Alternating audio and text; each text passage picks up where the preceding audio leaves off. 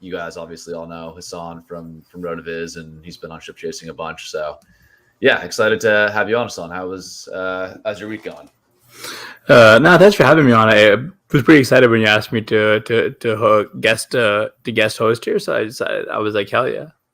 This is one of the premier podcasts I listen to. So, and that's actually not me being facetious. This is like a podcast by smart people for smart people. So I liked it a lot. The week itself is going all right. Looking over my fantasy teams, had a pretty strong showing as opposed to where I thought I'd be. I think Monday Night Football really bailed me out a little bit. How about yourself? Yeah, week's going all right. Yeah, digesting some of the injury stuff, and as far as fantasy, last week didn't have the best week. Had a lot of like Eagles players, so with the bye week that hurt some of my teams, and then yeah, when I was on you and Blair's podcast on Sunday, talked about how I somehow ended up with a lot of Falcons players in my team this year. So that was the Pitts and London disaster continued this week. So I don't know. We can dive into that once we get to the charts, but it's getting hard to start either of those guys at this point. Yeah, but just imagine if they also had Calvin Ridley, so that way they could have this phenomenal receiving core and then just not throw the ball, right? Oh my God! If they have Ridley back next year and they keep with this archaic offense, it's gonna be, oh man. Well, we'll dive into that in just a bit. Sam, why don't we get into the quarterbacks now to start things off? Sir. So let's do it. So on the quarterback side,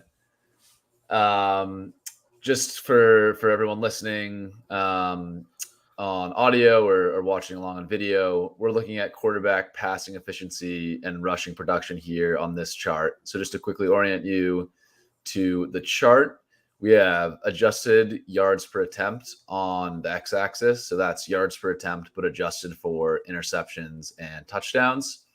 And then TD rate here on the y-axis. And finally, the size of the bubbles here is rushing yards. So you'll see guys like Jalen Hurts and Lamar have much larger bubbles than, say, Tom Brady, Tua, those types of guys.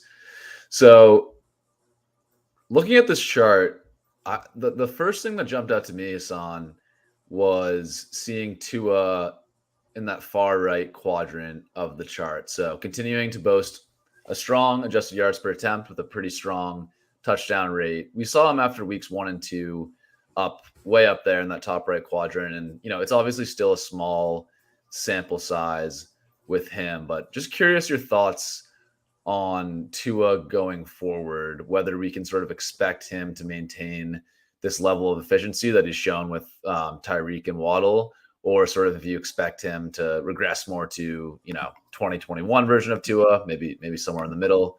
Curious how you're viewing Tua for the rest of the season.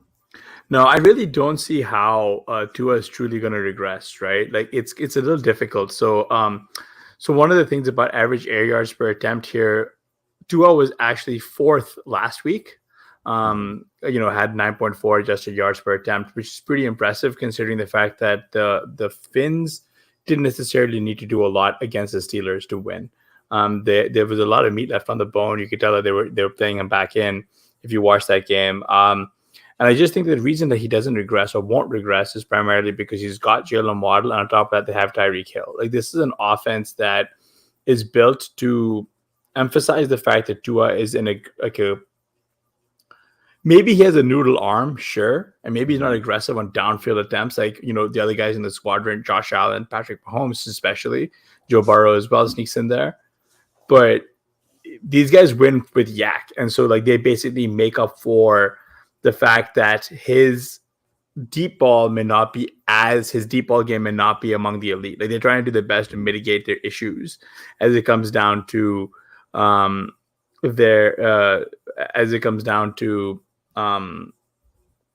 Tua has. Now, I will preface this by saying, in terms of completion percentage over expected, Tua was actually one of the worst last week. He had minus 6.8 completion percentage over expected, which is, to be something to expect coming from a quarterback coming off a horrific head injury that we saw. So I'm actually optimistic that we will see Tua kind of continue to smash on this far right, remaining in this quadrant. Like, I don't think it'd be a surprise. Like, I don't expect him to sort of fall back down to earth. The one that also caught my eye, and we'll get to PJ Walker in a second, but I wanted to point out, like, Joe Burrow. Yeah. Like, he's really come on strong. I think. Do you think this is like he's put together two incredibly solid back-to-back weeks? Do you think that this offense has figured something out? Like, does Joe Burrow, Yeah. move further to the right here in your opinion? Yeah, it definitely seems like they figured something out the past couple of weeks. I don't have the numbers in front of me right now, but I think they've gone a lot more three. I mean, they're heavily a 3 wide receiver team already, but I think they've gone even more into an extreme of that the past couple of weeks, and also just running the offense through Joe Burrow instead of Joe Mixon the past couple of weeks as well. And that's something we saw a little bit last year too, where they started off the season seeming like they wanted Joe Mixon to be the engine of the offense, and then down the stretch figured out, hey, if we just let Joe Burrow go LSU mode and throw the ball every play, he can put up some ridiculous numbers. So, Zach Taylor's fooled me before, and we've seen these games, and he's gone back to these, massive rushing games for Joe Mixon. So I don't want to say the tide has completely turned here, but I do expect them to be more pass happy, or continue to be sort of pass happy down the stretch of the season. As long as those 3 wide receivers, Higgins, Boyd, and Chase, can remain healthy, I expect big things from Burrow. Yeah, the Achiever says to me in the chat that I said that T was dusted. This active aggression will not stand. I mean, to be fair, he was the only one of 3 Bengals wide receivers to not cross 100 yards receiving. So yeah, he is kind of dusty in that regard. I mean, Boyd had a career day. Jamar Chase, can that guy can score from anywhere in the field, given the football, and watch him destroy the defense. Just wanted to circle back here to PJ Walker. This seems to be just by virtue. It's like, because he's only had like 2 starts. One was just abjectly atrocious, and one was his like career best game against the Buccaneers. How do you expect that dot of his, and where do you expect it to go? And do you think that it's replaced by Baker Mayfield? Yeah, I think, I honestly think the way Baker was playing, it's almost hard for Walker to do worse. Now, I don't expect, I see him in sort of this top right quadrant here around guys like Derek Carr, Jared Goff, Jimmy G. I don't really, not like those guys are like amazing, but I don't expect Walker to be in that range. I'd expect him to be closer to sort of like a Davis Mills, maybe Matt Ryan type area this season. But yeah, I don't know. Honestly, what I care more about with Walker than like his fantasy stats himself, like it's hard to see him ever being fantasy relevant. It's more about, can he support DJ Moore as sort of like the last bastion of fantasy relevance on this Panthers team. And DJ Moore has showed signs of life the past couple of weeks, not like massive games, but his 2 best games of the season, I believe. So just the fact that he's prioritizing getting DJ Moore the ball, I'm excited about. And yeah, I think if I was to like rank the most likely, so there's Darnold, Baker, and PJ Walker all on the Panthers as quarterbacks for the rest of the year. I think at this point, I think Darnold starting the majority of the games might be the most likely scenario. Maybe Walker second and Baker third. Like, that's sort of how I'd rank it if I was just to sort of guess. But yeah, I don't know. Curious at what your thoughts are. Do you think Darnold, do you think Walker's playing well enough to hold off Darnold? He was supposed to be back from IR in the next week or 2. That's a good question. I honestly, man, I don't think anyone has it as an answer that's like definitive. I mean, again, like I'm kind of with you where I think they might go back to Sam Darnold, but like Darnold was also kind of, in essence, kind of got cooped, right? Like they went out, they traded for Baker Mayfield. They were like, we're done. There was like a competition for quarterbacking where they just gave it to Baker. Darnold also got hurt, so like he's not like he had a good case. Like this is again like from a quarterback perspective, it's a waste. And I think from a fantasy perspective, we really just want someone who will just deliver the ball to DJ Moore 10 times a game. Yeah. No more of this Shy Smith, no more of this Tommy Tremble, like none of these XFL guys, you know, like we don't want to see these guys taking up like of the very limited offensive possessions you're going to get. We just don't want to see these guys getting prioritized in any way, shape, or form. Yeah. I mean, given DJ Moore's like, you know, acquisition price this offseason, it sucks. You're just gonna play him and you're gonna have to wear it. You know what I mean? Like as we go into the bye weeks, there's not that many viable, you know, guys you can actually slot in there. Like this week, you've got the Chargers on bye and also the Chiefs on bye. Instantly removes like a handful of guys who, you know, were going later than them in drafts, so you could put in.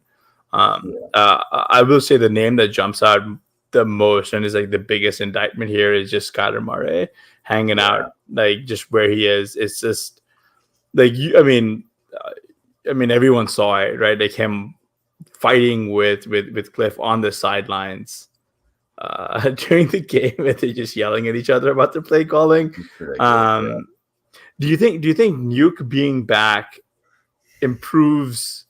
gets Murray at least to the right side of the quadrant there, like at least you know, somewhere at least outside of this Justin Fields, Tom Brady, Daniel Jones area?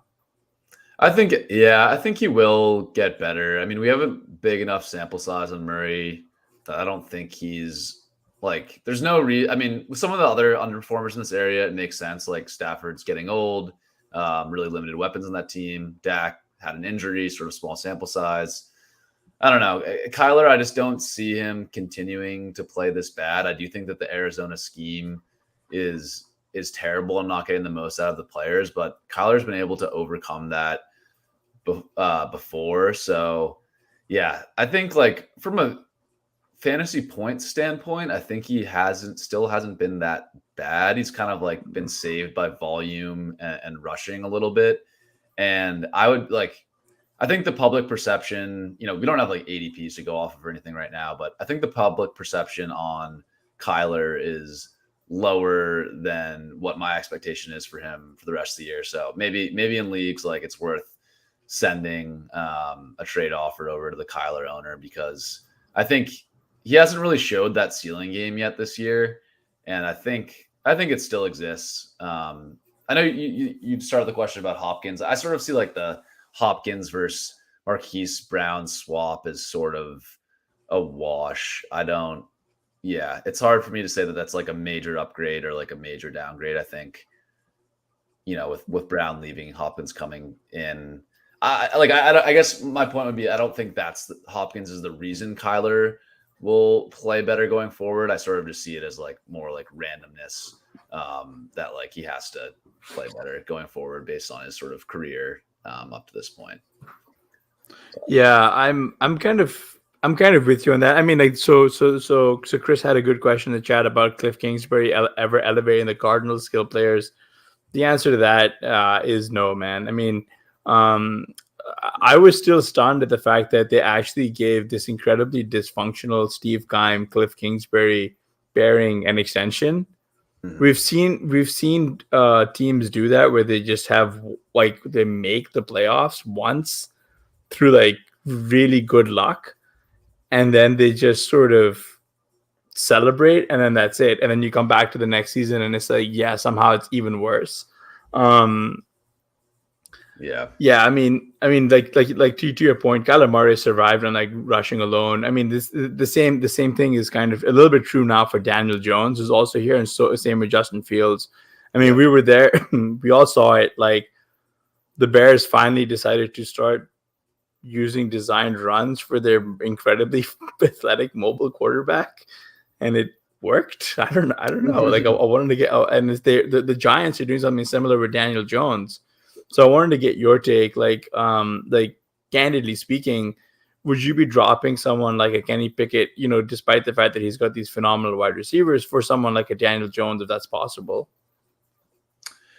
Yeah, that's a tough one. I kind of view them as similar. I think I would give still the edge to Pickett over Jones and Fields, just because I think there's a little bit like we haven't seen it so far. As you can obviously see on this chart, Yeah. his adjusted yards per attempt is way to the left. Now that is skewed by the fact that I think he's thrown like 5 interceptions to just 2 touchdowns or something along those lines.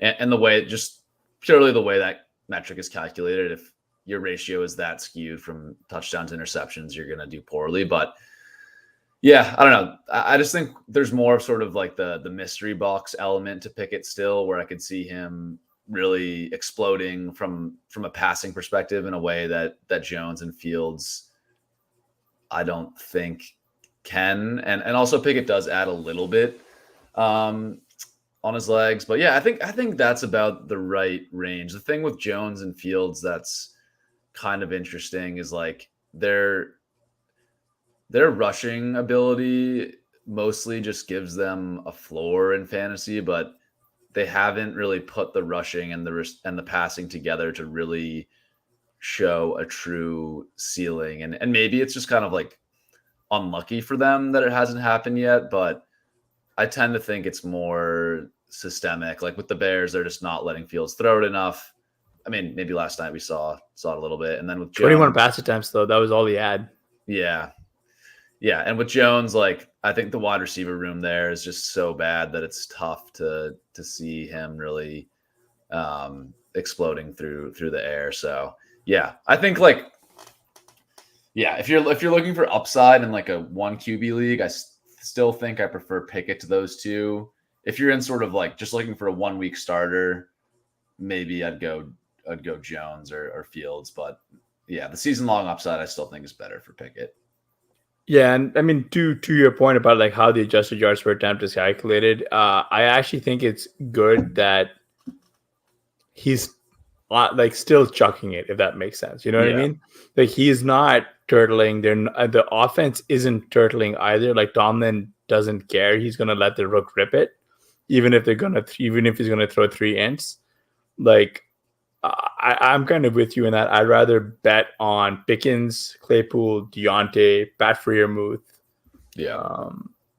potentially carrying him to some big spike weeks, because Daniel Jones is going to need, I don't know, Richie James to go off or something like that. You know, like Johnson or David Sills or because you can see a like a 4 TD game in Pickett's range of outcomes, at like especially the fact that they're fine with letting the rookie go out, throw an int, and then go right back out and sling it again. You know, like they're not putting any clamps on him, which is actually good to see, because why not figure out what you have in him and fail fast, right? Yeah, I agree. I wanted to hit on this comment from Graham. So yeah, just in how these charts are made, Graham, I limit it to 1 quarterback per team, and I do my best to guess who the starting quarterback like next week is going to be. Truly, with Zappy and Mac, I didn't know how to guess in that one, but if Zappy was on this chart, he actually would show up in the top right quadrant, like sort of near Geno. He's got 8 rounds here. Let me pull it up. He's got 8.1 adjusted yards per attempt. And then a 5.4% TD rate. So yeah, he would be sort of around Burrow, Geno, Jimmy G on this chart. So yeah, I think that's just an interesting quick point that like Zappy has definitely been a lot better than Mac on his limited sample thus far. So we'll see if the Patriots think of it that way, or if the Mac benching was more due to injury than performance. That's kind of a hard one to read. I mean, I don't know if you're reading the same stuff, but it sounds like they might be going back to Mac next week. So I don't think they were particularly thrilled with how that game played out for them. But yeah, time will tell. Just a real shame. Yeah, great story. Yeah, I like Zappy's fun, but I think it's probably going to come to an end. But hey, like he's made himself so much money in the league just by being competent in a couple backup starts. He could be, oh god, yes, he could be the Chase Daniel of our generation. The last thing I wanted to hit on here, Hasan, and then feel free to add anything else, is just I think it's interesting that Mariota appears in the far right quadrant, also like showing a pretty good rushing ceiling here with this bubble size. And like the thing that this chart is obviously missing is volume, like passing volume. It's showing passing efficiency, but we have no, like, you wouldn't be able to tell from this chart that the Falcons are operating an offense from the 1920s. But I just want to make that point to say that it's kind of frustrating how, because I could see if Mariota was like, where Kyler was or where Mac Jones was in this chart, I could see, okay, I can see why Arthur Smith is trying to limit the offense. Like, Mariota's been so terrible, so inefficient. But this chart is actually showing that when he does pass, he's been relatively efficient, and it's not boosted by some artificially high TD rate. Like, his TD rate is fairly middle of the road. So yeah, I just want to make the point that the Arthur Smith stuff like makes even less sense given what's on this chart. I don't think Mariota is a star by any means, and I think if volume went up, his efficiency probably would go down. But like, at least try to throw in games where you're down by 20 the entire game. It's just kind of a ridiculous offense to be running there in Atlanta. Yeah, and I think some of it just comes from recent performance, right? Like, just sort of like what we saw. Like, we want more out of it because we're heavily invested in this passing game, but he's currently averaging about 18 PPR points per game right now. He's only had like one truly horrendous week in that was like week 4 against Cleveland. I mean, maybe Cincinnati if you account for the 13. Otherwise, ever since all those other ones, like, he's been above like 17.8 PPR points per game. He's kind of got like a median outcome of like 20 PPR points per game. So I'm not surprised to see him in that area. It's very much, and this is it's very gross and sad to say, but this is the Tim Tebow experience. You just plug him in and you just tune right out. You just don't pay attention. And then and then when you look, you got like 17 or 18 points and you're like, all right. Yeah. All right. Just don't stack him with his pass catchers. Good God. Yeah. Yeah. Yeah. Now that's a good point. Like, the Mariota fantasy stuff has actually been decent. And like, I don't know. I want to say there's like a ceiling game in there somewhere if the Falcons ever wake up and throw a little bit more. But man, I said that last week. I was like, oh, the Bengals are going to push them, and the Bengals theoretically pushed them, and the Falcons responded by running even harder. So I don't know. We'll see on that. I do want to move on to running back now. So for people following along, we're now looking at running back expected fantasy points and efficiency on this chart, with receiving expected fantasy points on the y-axis, rushing expected fantasy points on the x-axis. Add those together, you get a sense of running back's total workload in terms of expected fantasy points. So this is showing the average expected fantasy points over weeks 1 through 7, just for the AFC running backs. Hasan, one thing, and I know we talked about this on your Sunday show with Blair, but the Austin Eckler usage here really jumps out again on this chart. And yeah, I know you talked you had some theories about like the Eckler workload. So curious again to get your take for maybe those who didn't hear it. Do you think this receiving workload for Eckler is sustainable, especially with Keenan coming back, or do you think this is bound to regress? No, I mean, I think it's sustainable here. I really do, which sounds crazy to say. Mike Williams is out. Maybe Keenan gets some more of the shorter targets, but it really seems that like Justin Herbert has really been hindered by that rib injury. A lot of short passing coming from him, and that's actually like very relevant if you go back to the quarterback charts. And so for those of you, I suggest going to Sam's Twitter feed to actually pull these charts up and he tweets them, because it is very important to actually see that, because I think that those two things go hand in hand. Austin Eckler truly is that safety blanket right now for Justin Herbert. Now maybe his rib is fine in the long run. Like maybe down the stretch, he's not going to be there. But right now, he is breaking fantasy football. Like he is putting up, buku points, and that is, that's what you need. He's got, he's got 45 high value touches. The next closest one as to him, as seen in your chart, actually is Joe Mixon with 39. He's currently lapping the field in terms of receptions, 41. The next highest next to that is, hang on, let me just quickly check here, is Christian McCaffrey with 33. That's just ridiculous. These target totals, Sorry to cut you off, but just you're good.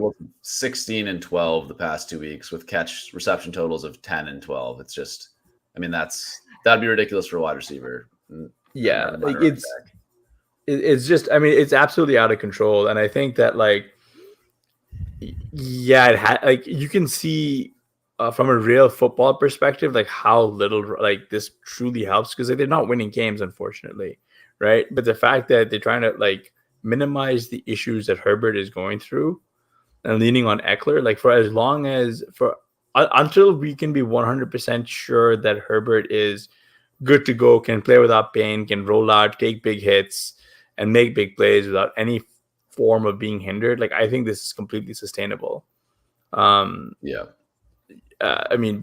talked about Zach Taylor before. Joe Mixon is getting there, just in terms of insane workload, despite his inefficiency, right? It's I view it the same way. I think it's sustainable, and Keenan's coming back, but Mike Williams is now going to be out. I don't expect Keenan to be fully healthy. Whenever Mike Williams comes back, I don't expect him to be fully healthy. And then we'll maybe see it on the wide receiver charts later, but DeAndre Carter and Josh Palmer are both basically running wind sprints when they're in the game. So there's the targets have to continue to go to Eckler, in my opinion. Unless Will Fuller or OBJ is walking through that door. Isn't OBJ on the Vikings? Is that official now? Is that official? I don't know. I think I saw that. No, there's still a rumor. Never mind. Okay, still a rumor. Yeah. I got a Twitter notification for that a few days ago and then checked it, and it seemed to be some kind of rumor. But anyways, point being on Eckler, the wide receiver room there is so bad, especially with these injuries, that it just seems like a situation where they're going to continue to design targets for him out of the backfield and run the offense through him.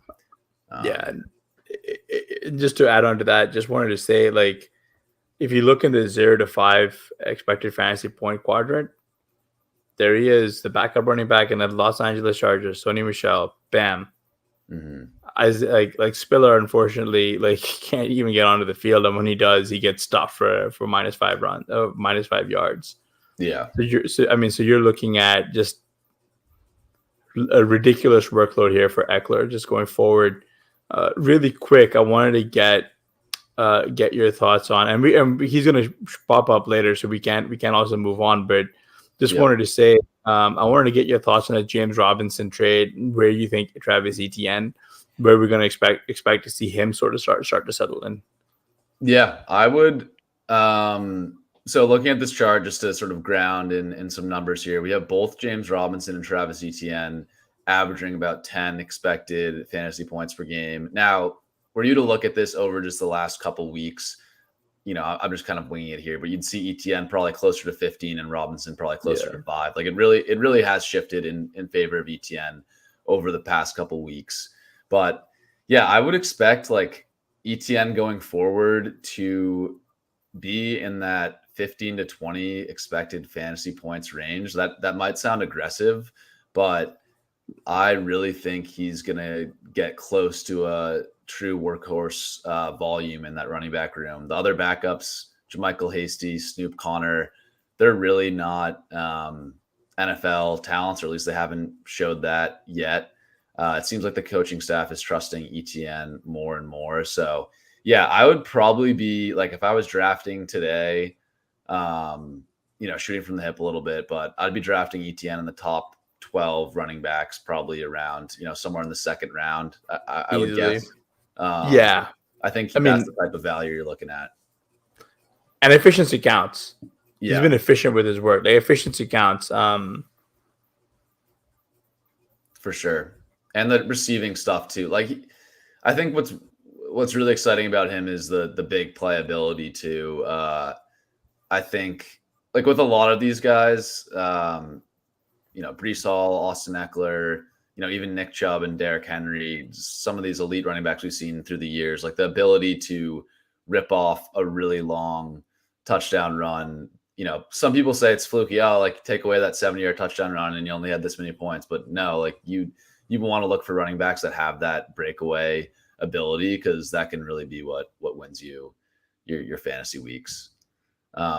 It's a skill, and you know who has it? Dick Chubb does. I think he's got like 24 or so of those, like incredibly long runs, like breakaway runs over the course of the season. Yeah, doesn't shock me because if like looking well, yeah, I'll jump forward here just while we're on Chubb, but Yeah, Chubb's workload is like laughably low. Like he, if you just look at workload in terms of rush attempts and routes, like he doesn't even appear on this first running back chart here. He's like on all of the Browns snaps, he is only receiving a rush or a route on around like 35% of the team's snaps. So like compare that to Barkley or some other workhorse in the NFL, like you see these guys getting closer to 60-50% of their team's snaps where they're either getting a rush attempt or a route. And yeah, Chubb survives on efficiency, but at some point you have to realize that it's somewhat sticky with guys like Chubb. Yeah, maybe another thing that I think jumps out to me on this chart is just the Gus Edwards yeah. stuff. I think Baltimore is worth talking about. Yeah, I don't know. Last week, I think people were kind of asleep on the waiver wire. I'm guilty of this as well, where the Dobbins stuff started to look kind of bad. And I had a bunch of leagues where Gus Edwards, Kenyon Drake, Justice Hill were all out there. And it kind of left me like paralyzed to the point where I was like, like I'll just bid on none of them. They're, none of them are worth paying for because I can't figure out who the guy is going to be.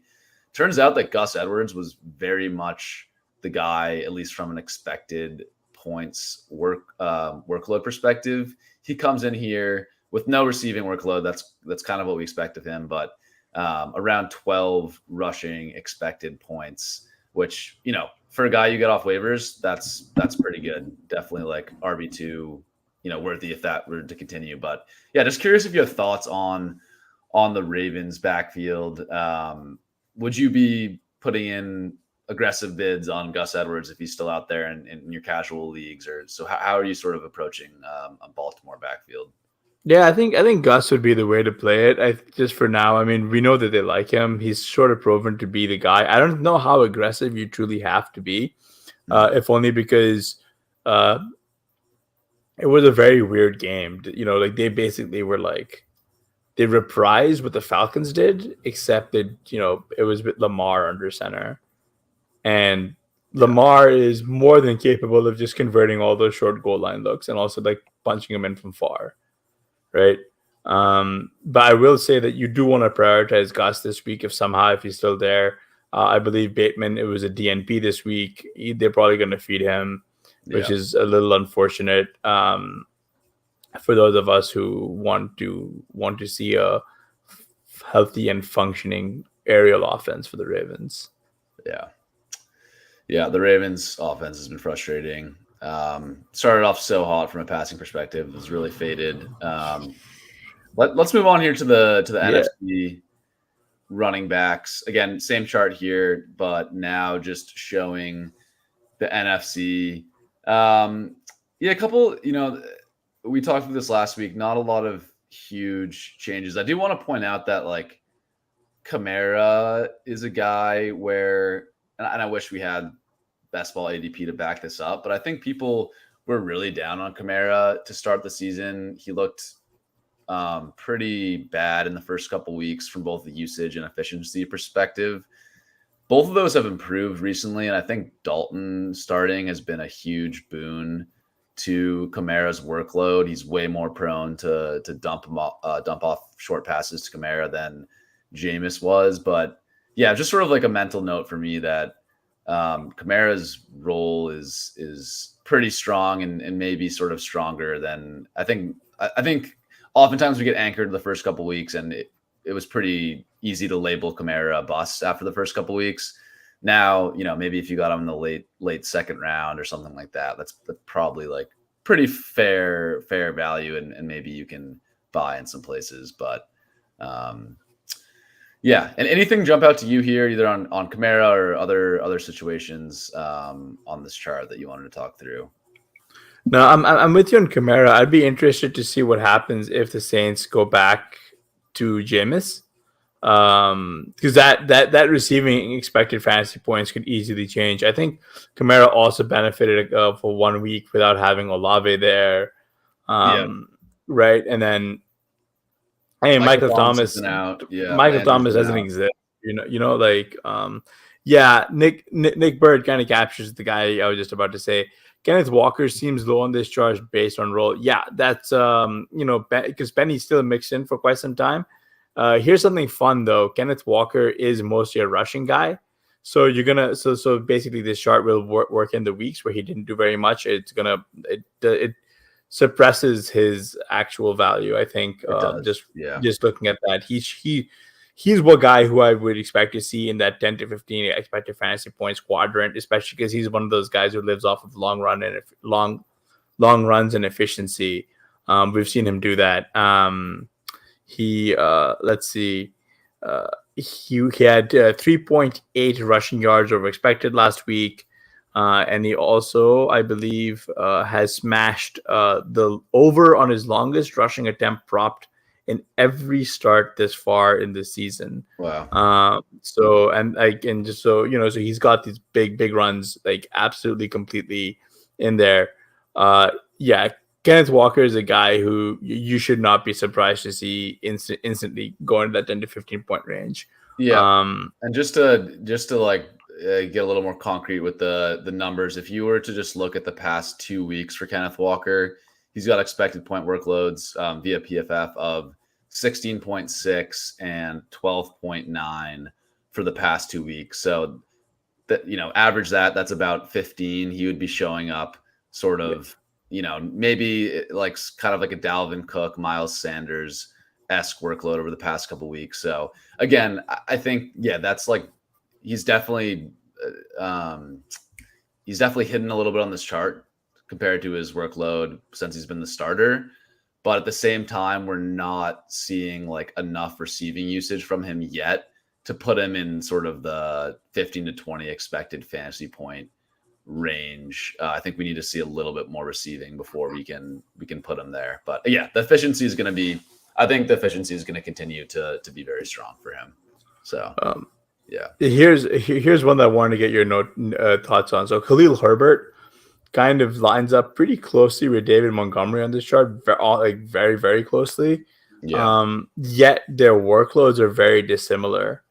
Like, do you think the Bears eventually go to a true 50-50 committee? Why are they not, or at least, and if not, why not? Yeah. I think so. And I think I'm actually curious on, I didn't have time to look at the snaps from last night, but I think I did see Khalil Herbert start the third quarter with getting a touch before Montgomery did. That's something I want to double check to see if there's any sign.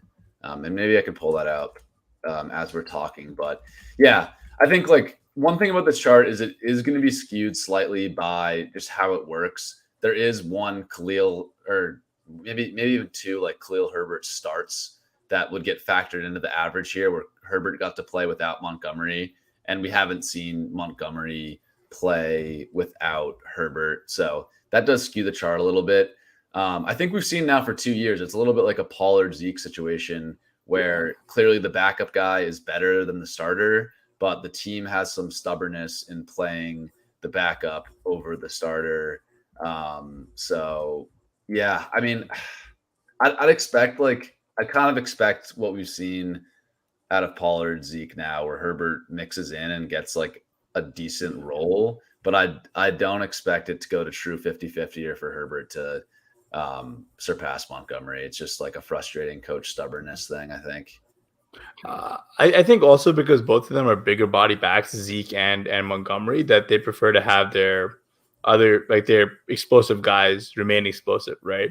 Yeah. Like, I mean, like it's fine if you're giving your low value touches to the big bruising guy, get 2 or 3 yards, and then as cliche as it sounds, true thunder and lightning.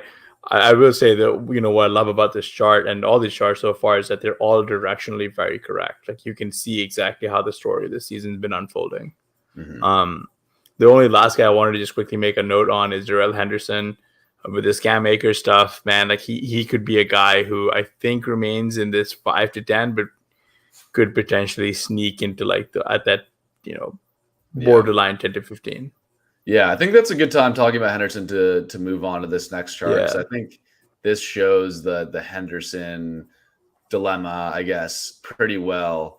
So now just for people following along, we're looking at percent of team plays where the player either gets a rush attempt or a route. And this first chart is showing all running backs that are getting a greater than 35% route/rush attempt rate.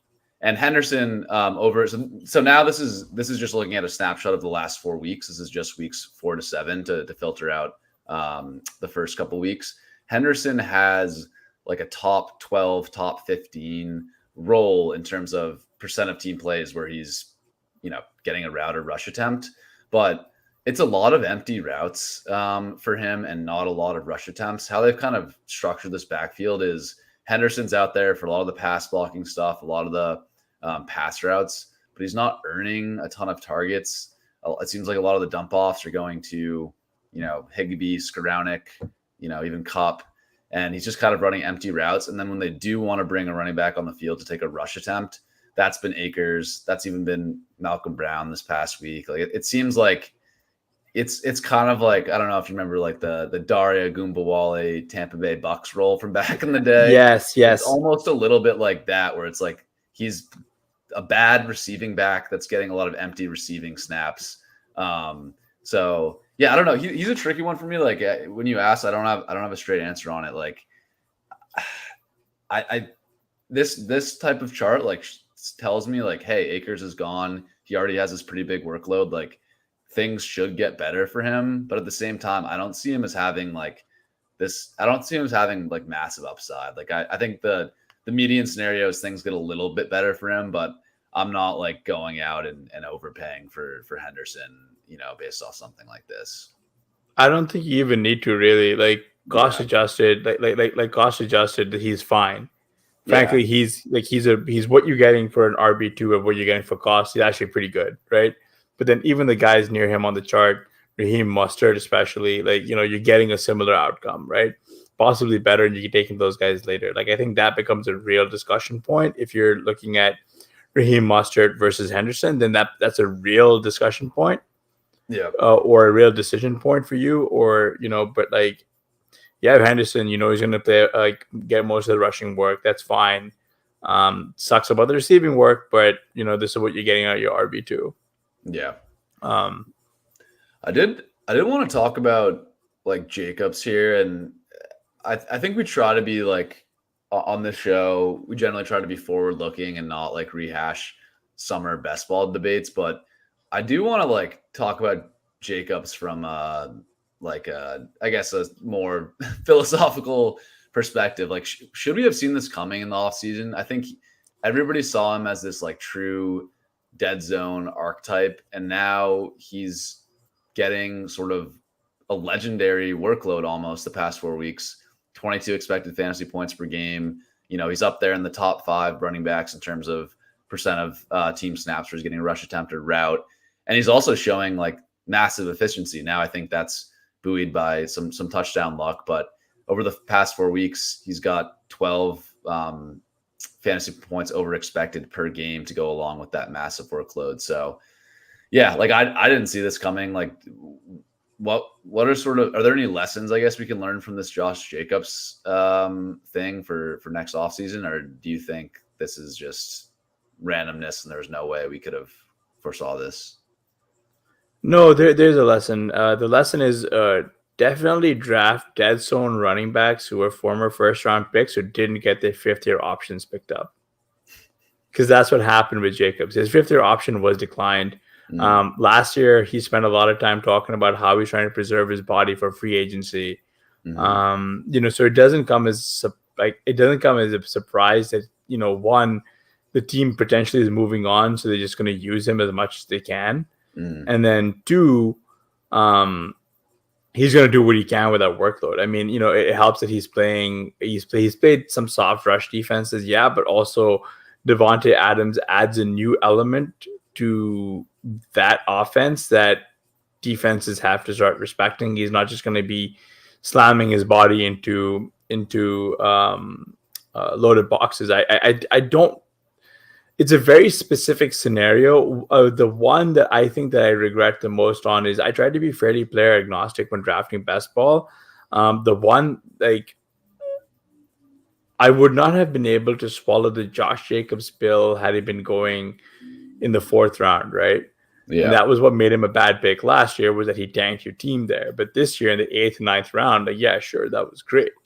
But then, I mean, conversely, and this is something that I was excited to talk to you about, and one that we didn't have a chance to talk about on Sunday's show, was Josh Jacobs kind of defines what a league winner looks like early on, right?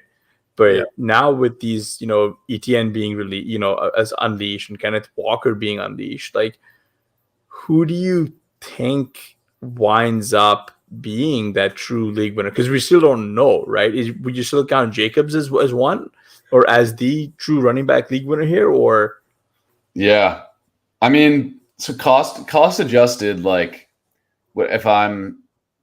think Jacobs is the best bet to be a league winner cost adjusted right now, because ETN was a 3rd round pick, so that's not providing you as much leverage as the Jacobs that you could have got. I don't know. I think he was even going in the pick 80 to 100 range in best ball by the end of it.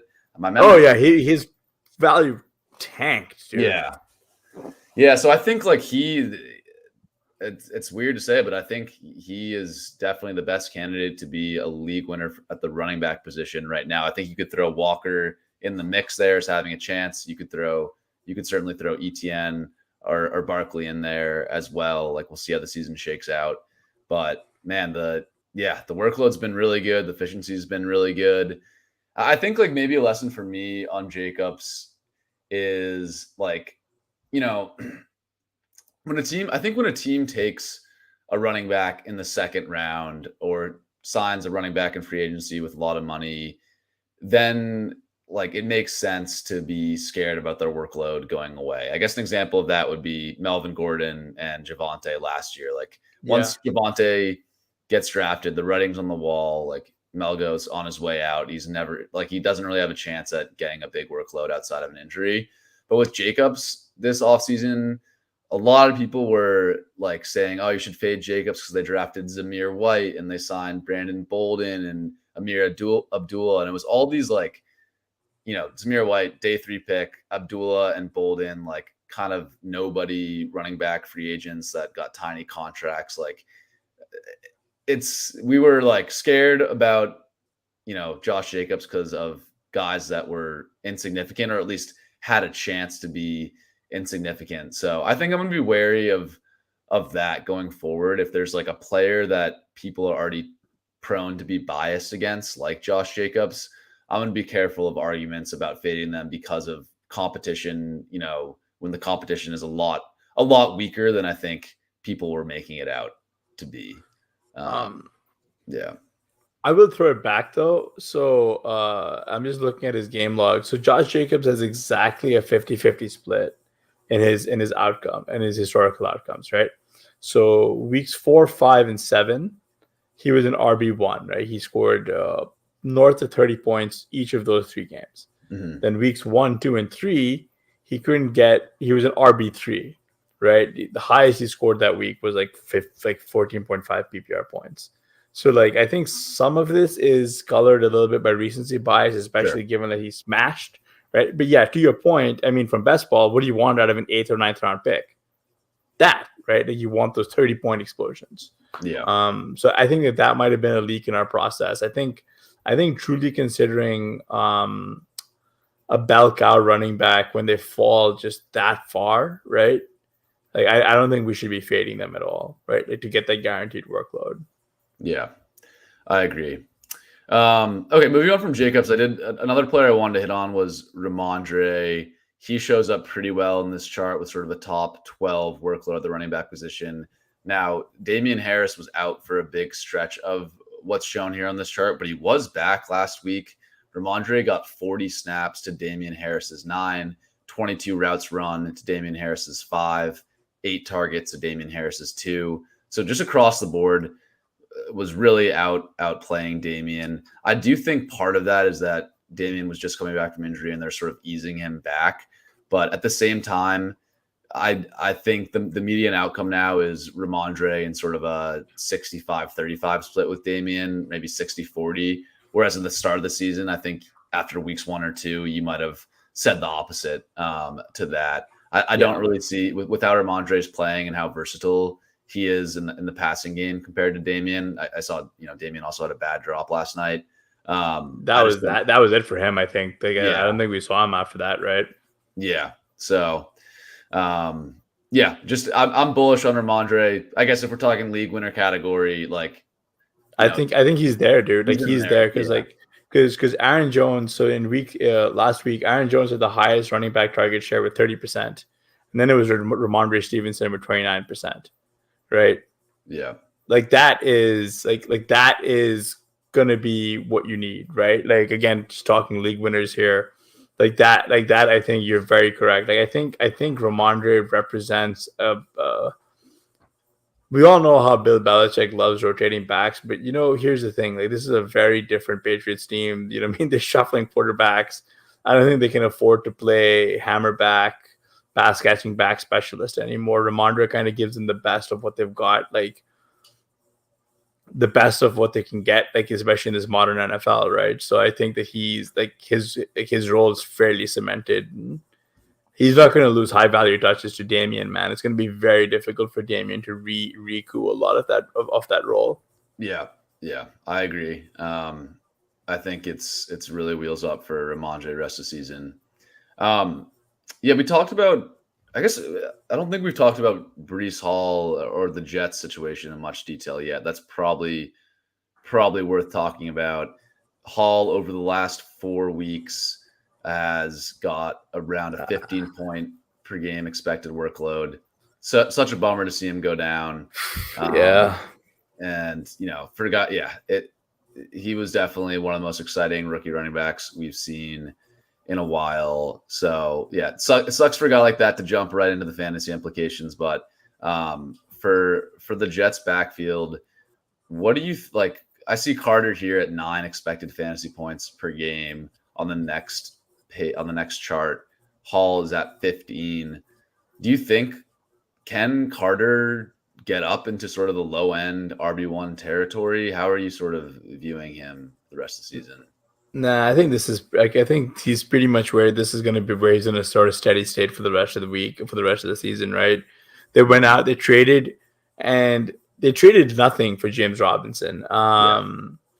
Robinson unfortunately lost his role to ETN. He might still have enough in the tank. I still think the Jets, what makes Carter interesting is that he's still going to see a lot of his workload come through the air. So I think realistically, looking at that 10 expected fantasy points for Michael Carter on a weekly basis is nice, because we know he's got the juice to outkick that point expectation, right? Like we know that he's able to roll up yak. We know he can do stuff like that.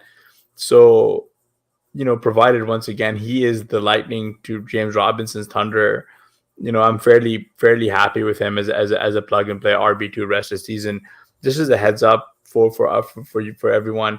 The RotoViz strength of schedule app has the New York Jets as the ninth easiest strength of schedule remaining here, which isn't bad.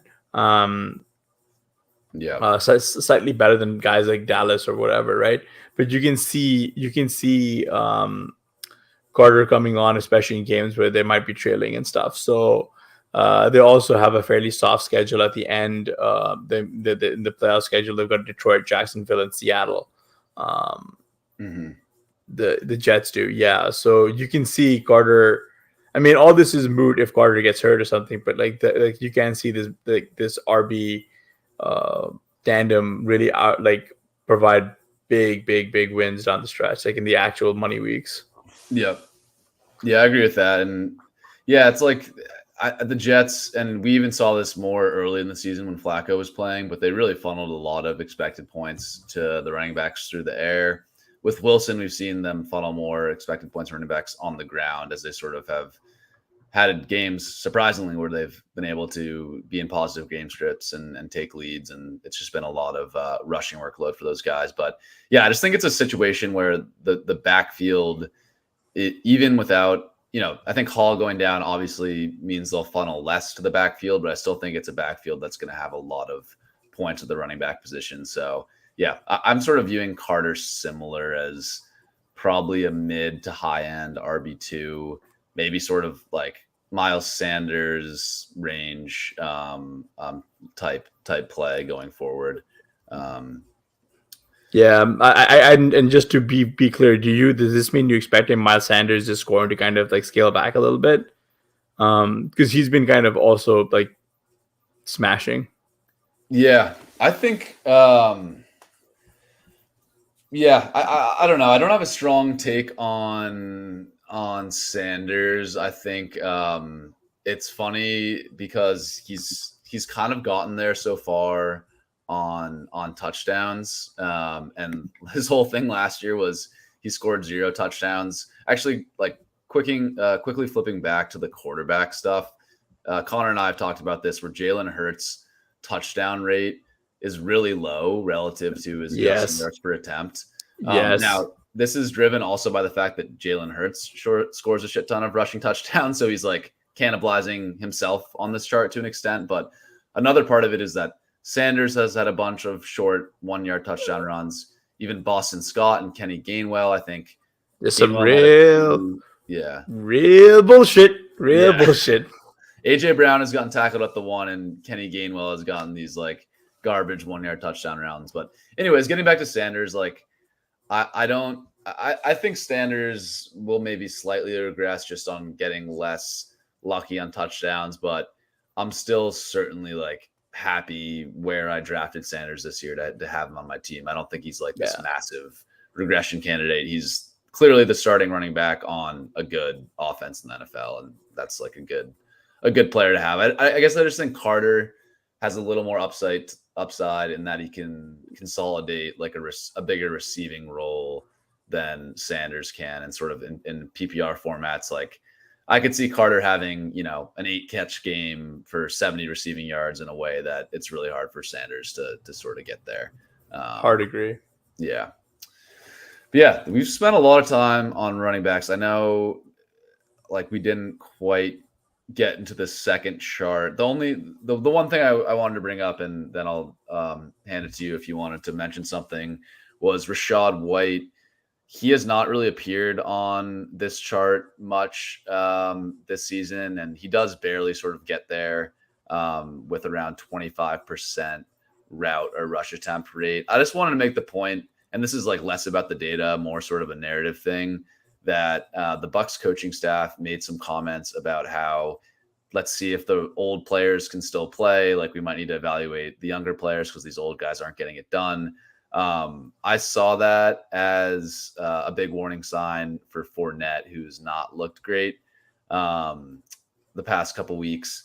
So we'll see if White gets a chance at a bigger workload. Like it's still more of a stash and wait and see, and not somebody I'm starting, but definitely a guy that I would try to like throw into a trade if I'm trading with a league mate, or if you're in a really casual league where he's still available on the wire, like definitely a priority add for me.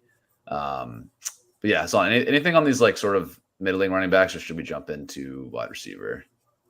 No real notes here except for the fact that AJ Dillon was way too highly drafted to have fallen here. So real destruction of value. Yeah, he basically is just only a handcuff at this point that you drafted in the 6th round, which is that's like, I mean, the definition of handcuff, man. Like that is like Yeah. straight devastation. But that's about it. I mean, maybe the only other guy, I think we talked about him on Sunday show, but just to reiterate, like Antonio Gibson probably sees a bit of a bump. You had a good note on McKissick. Do you want to just repeat that here? Yeah, just that in the Washington game, McKissick's role was really marginalized, and Gibson took over a lot of the passing game work. I also think that my other point was just on Robinson, that he definitely has an edge on Gibson in terms of workload right now, especially on the rushing side. But Gibson just looks so much more explosive that I think, and I think you even heard the coaching staff say this maybe last week, that, hey, we got to get Gibson more looks. I think that Gibson, like, continuing to outplay Robinson over a larger sample size could get him more work in the red zone and on early downs. So yeah, I'm definitely, like, I saw Gibson dropped in some of my casual leagues. Like, I was definitely excited to scoop him in some places. I think he has like two paths to getting a bigger role, right? Both through Robinson and McKissick, and I think both are like decently likely given his talent. But yeah, let's go to wide receiver here. Now I guess, yeah, quickly discussing the chart we're looking at wide receiver opportunity versus fantasy points. So here on the y-axis, we have fantasy points per game, and on the x-axis, we have weighted targets per route run, which is targets per route run, but adjusted for air yards, to give more credit to guys that are getting looks down the field versus your Rondale Moore negative ADOT type guys. I mean, the first thing that really jumps out here is the Hopkins return. He's breaking the chart here. I had to kind of just draw a line off into the side here for him, because he came in with 112% weighted targets per route run. To contextualize that, sort of the next best guys, CeeDee Lamb, Devontae Adams, DK Metcalf, Cooper Kupp, are all around sort of 65 to 75%. So, obviously one game sample, but that was really exciting for D-Hop. Any thoughts on him going forward? Is this enough to sort of rank him as a wide receiver one for the rest of the season, or are you more skeptical? No, I'm with you on the wide receiver one, because like, look, it's like, so Nuke is breaking the chart, right? He's got that 112% weighted targets per route run, but just, you go straight to the left and you see Marquise Brown, RIP, right? Mm-hmm. So to your point, it is just like, had they both been there, then yeah, you can't do that. It's going to be, maybe the pie is bigger and the scoring pie is bigger, but we don't live in that. We're not allowed to have nice things. So Marquise, that's where he is. I mean, like the guy who you expect to probably see come up a little bit more would be Tyler Lockett, especially following that Metcalf injury. Luckily, Metcalf avoided a major injury, but he's going to miss some time. Maybe takes a hit to his efficiency, but opportunity is wheels up for him. Mm-hmm. I wanted to get your take on this. With Michael Pittman Jr., you have him in the sell high column, which is very fair. And now with his move to Sam Ehlinger, who is best known for his scrambling ability, like, what are we doing here, folks? Like, what can you even get back for Pittman? Yeah, that's tough. It may be an opportunity in casual leagues. Like, people might just see his over 15 points per game in fantasy and may not be paying attention to the quarterback stuff. But yeah, I think Pittman is a guy that's his role is really not not as strong as his fantasy point scoring would have you indicate. So yeah, I don't know what you can get for him. I guess if I was gonna try to move him, I might go for, see if you can catch a Christian Kirk, maybe Tyler Lockett, Amari Cooper, Chris Godwin, like any one of those guys that have stronger roles and don't have sort of the downside risk of this quarterback change coming their way. Those are the types of names I'm probably looking for if I can get off Pittman. But yeah, I think he's like more in the wide receiver 3 range now than what you drafted him as sort of a low end wide receiver one. Yeah, one guy I wanted to get your thoughts on, Hasan, was Amari Cooper, who I just mentioned. What do you like? I think after last year in Dallas, where he seemed to really take a step back and then was traded for almost nothing this year, I think a lot of people were expecting a pretty big regression for him, especially with Brissett at quarterback. But the role has looked pretty strong. Where are you sort of ranking Cooper rest of season? Do you think this role is sort of here to stay, or is this a bit of an anomaly? No, I think it's here to stay, right? Especially with this Njoku injury. Yeah. Like it just opens up some opportunity for him. What's really weird, at least, is his home and away splits. At home, he's scoring at like 21 fantasy points per game, and like away, he's like scoring 5. Meanwhile, Donovan Peoples Jones is like the exact opposite. At home, he's scoring like 6, and away, he's scoring like 12.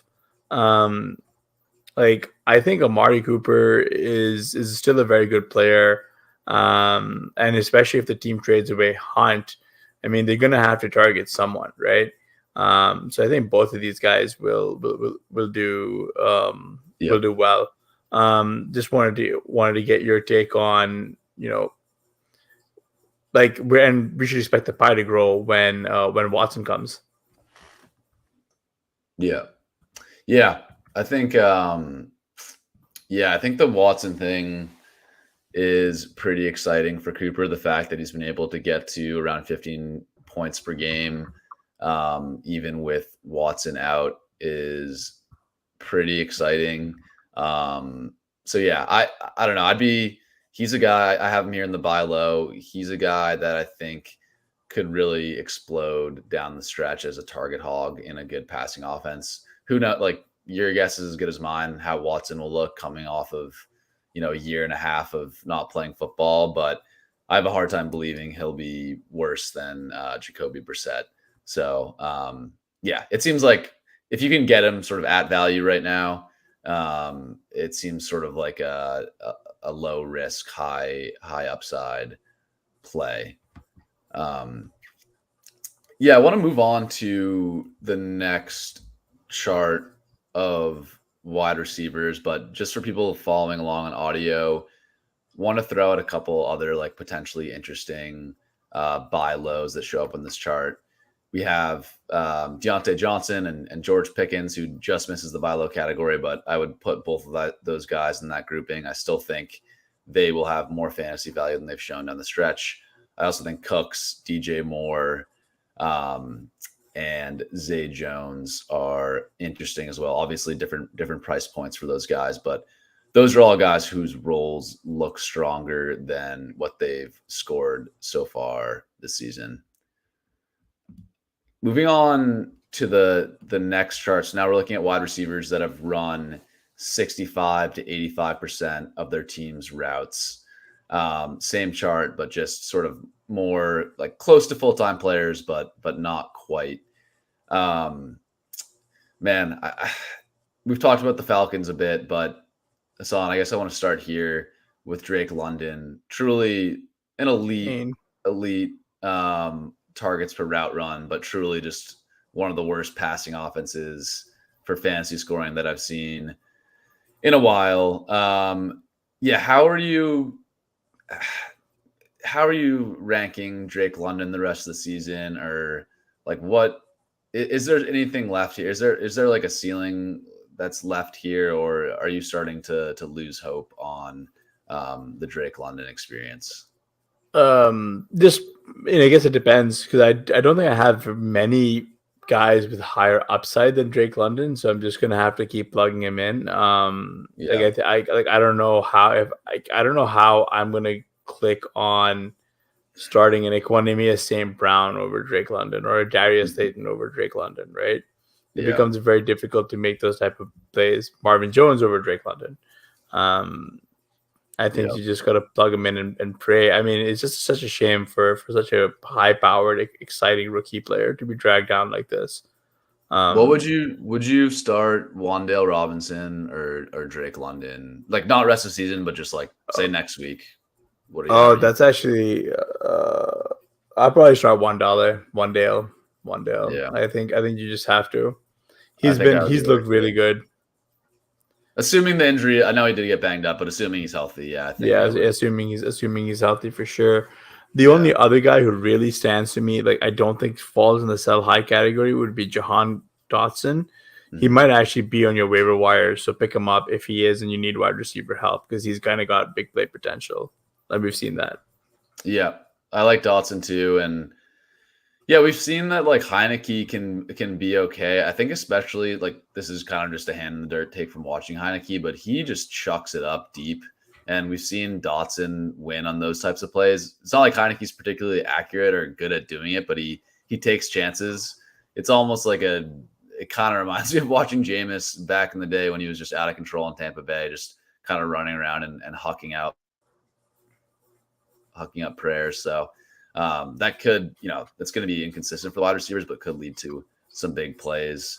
Yeah, the other continuing the trend of talking about rookie wide receivers, I think Olave, he shows up here in the strong performers, but again, in your more casual leagues, like he's a guy that I'm trying to trade for. His role is truly elite.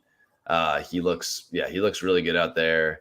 And eventually Mike Thomas should be back. Eventually Landry should be back. Maybe that drags down his opportunity a little bit, but I still expect him to be the number one there in New Orleans. And yeah, again, his role looks to be outpacing how he scored so far this year. So I'm definitely buying Chris Olave. Yeah. Any other wide receivers in this chart that jump out to you, Hasan? Nah, none yet. I mean, realistically, we know who's good and who's not. I mean, maybe the guy to really still keep an eye on is Tyquan Thornton, but he really came back to earth yesterday. Um, uh, I think Aaron Yeah. Rodgers hates all of his own wide receivers, so I'm surprised to see Romeo Dubes up there.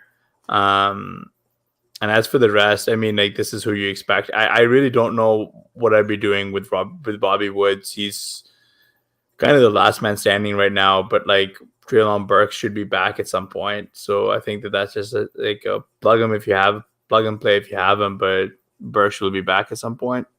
Yeah. Yeah, I agree. I think like Woods isn't the worst start, but he's not someone I'm really excited about for the rest of the season. Yeah, agree with your other points. I think on the Packers thing, like I got excited about Dubs, even this offseason got a little excited about Watson, but sometimes the most boring answer is the right one. I think the answer in Green Bay is Alan Lazard. He's I think not he got he's hurt. not someone who's gonna what'd you say? I think he got hurt. Did he get hurt? Oh, okay. Yeah, Well, severity of the injury is still unknown, but oh, I did not. I missed that one. Okay. Well, they turned to Aaron Jones though, so okay. Interesting. I missed that. So, yeah, I don't know. Maybe that opens up more opportunities for Dubs or someone like Watson. But man, Dubs is like not looked great out there from an efficiency standpoint or a target earning standpoint. So it's really hard to like get that excited about him, even if Lazard were to miss time.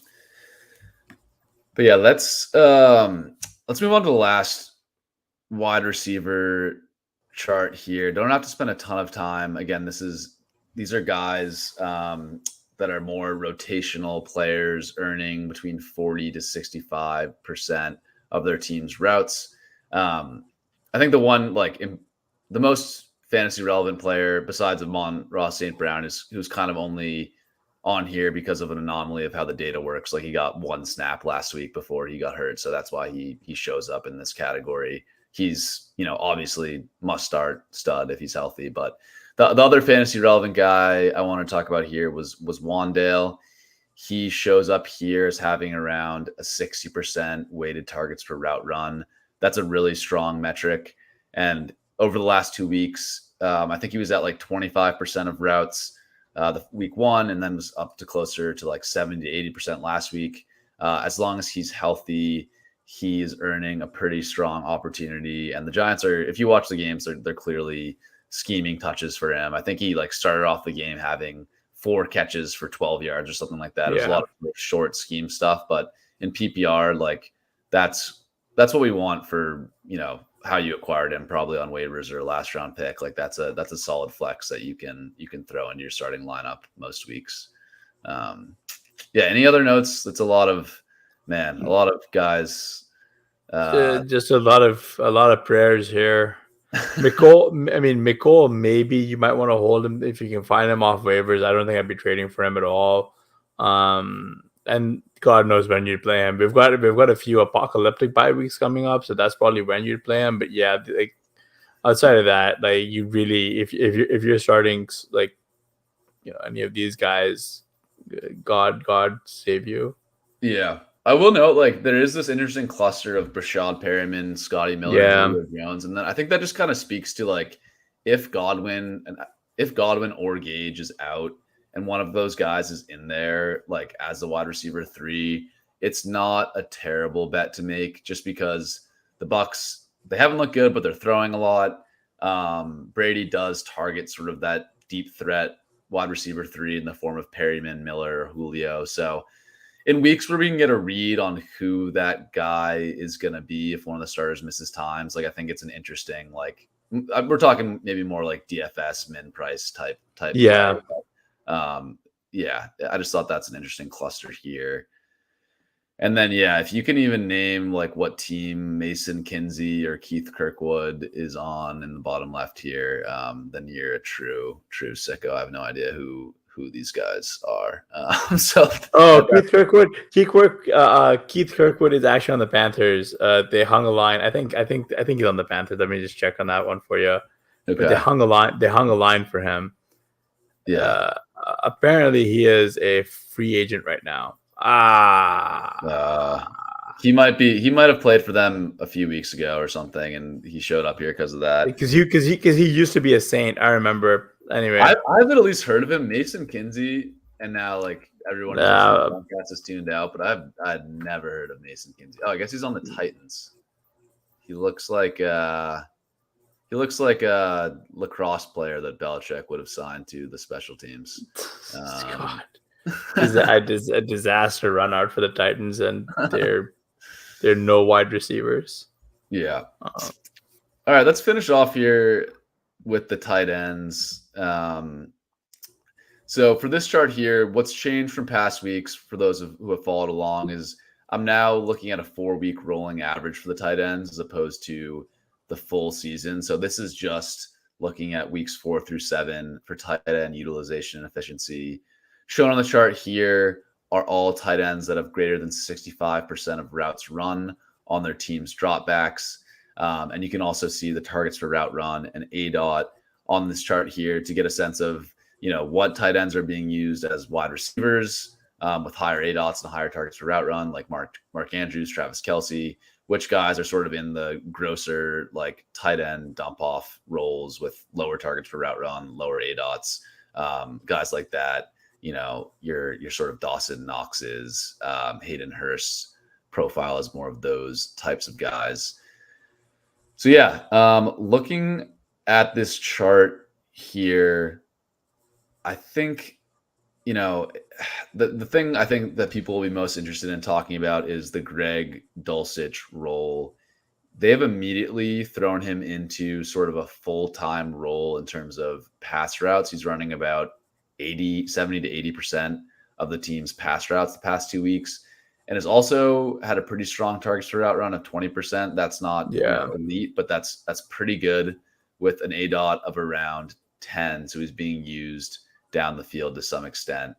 I get like, how would you, is Dulcich a tight end 1 now? Is that too extreme to jump to that, or how are you sort of viewing him for the rest of the season? Yeah, I mean, I think he's a tight. I mean, the usage pretty much puts him right into that tight end 1 number, right? Like he's. Yeah. I mean, it's just Greg Dulcich's world, and we're just living in it. I mean, I will say that, like, I think the game against the Jets, like, we should kind of asterisk that, if only because Sauce Gardner absolutely ruined Courtland Sutton's life. Sauce Gardner is really, really good. And so that's where you're getting some of that from Dulcich. But Dulcich is like very, very talented at what he's done. He's definitely in that Evan Ingram mold right now, where you have him, you got to start him. Like I'll give you a question: TJ Hawkinson or Greg Dulcich this week? Who has more PPR points? Amon-Ra is going to be back, so was a concussion. I think I would go Dulcich. Right. Yeah. And this is like the point. And one of them was a highly like a drafted in the 6th round kind of guy, and the other one is like off of waivers.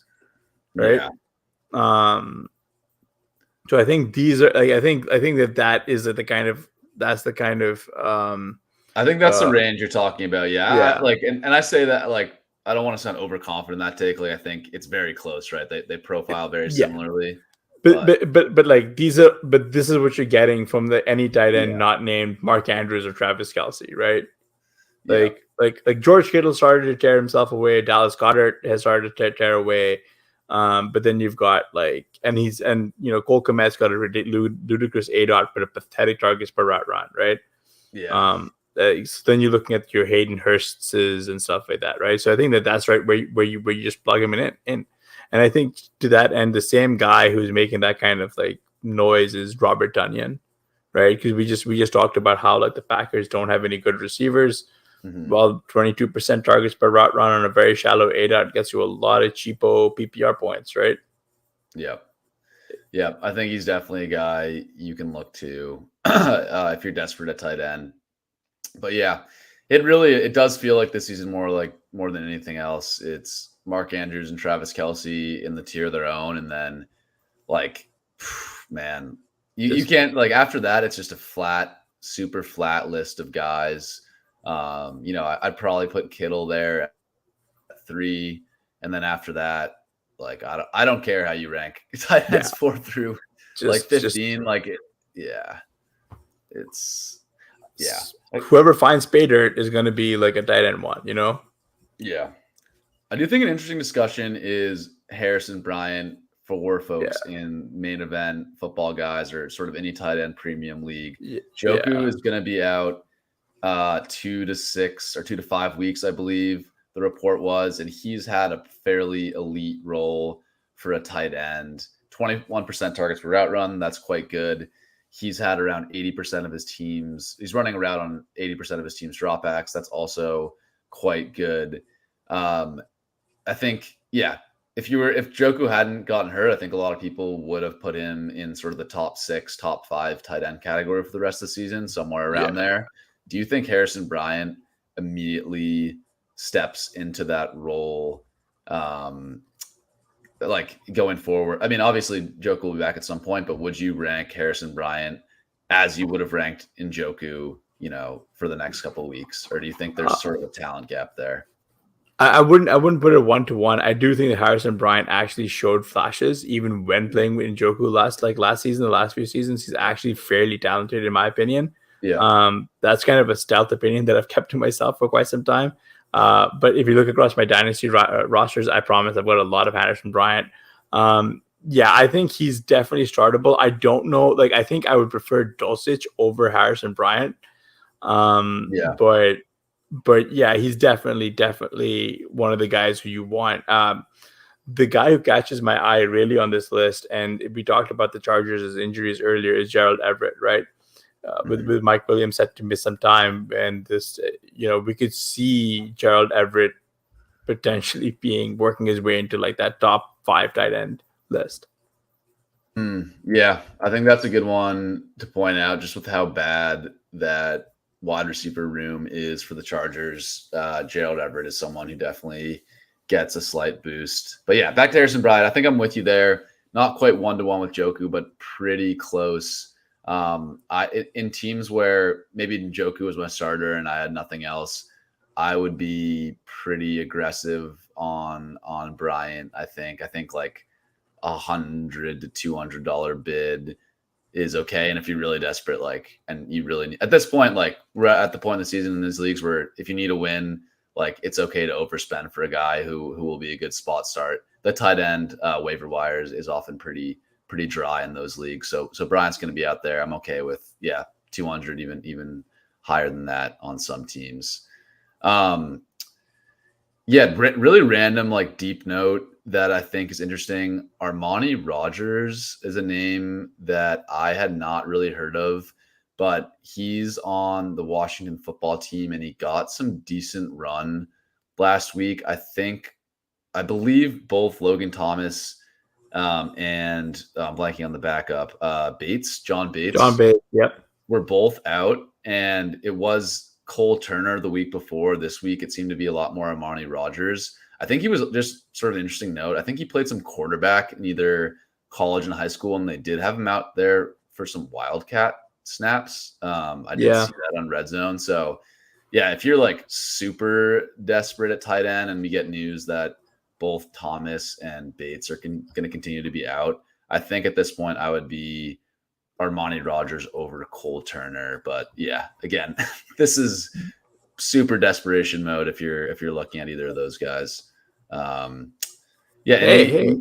Yeah, go he ahead. could be the arbitrage Taysom Hill. Come on now. Yeah.